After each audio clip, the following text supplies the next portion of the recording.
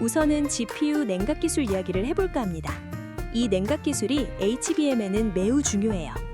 앞서 수차례 말씀드린 바와 같이 현재 HBM의 성능 테스트, 즉 퀄 테스트에서 가장 중요하게 보는 지표는 결국 발열 제어입니다.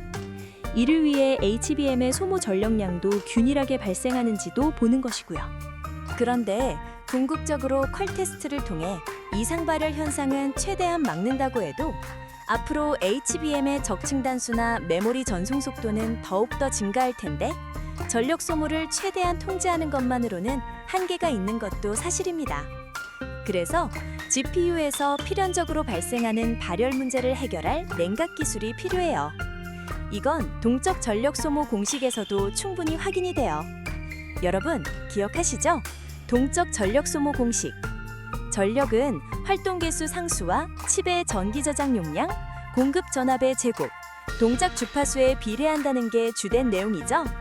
이 공식에서 활동 개수 상수 알파의 의미가 중요해요. 알파는 활동 개수로 회로가 실제로 얼마나 바쁘게 일하고 있는지를 나타내는 비율입니다. 즉, AI 연산 규모가 더 커지고 AI 프로세서와 HBM이 주고받는 데이터 양이 증가하면 상수 알파는 증가하게 됩니다.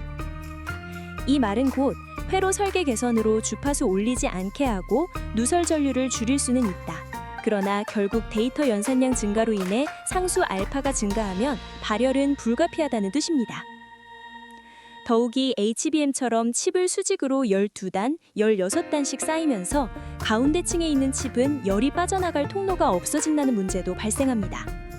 현재 수준의 HBM에서는 내부 온도가 85도씨를 넘어서는 순간 데이터의 안정성이 급격히 떨어진다고 보고하고 있습니다.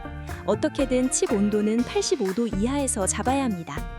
따라서 칩 자체의 발열 제어뿐만 아니라 데이터 센터 단위에서의 냉각 시스템이 중요한 기술이 되었어요.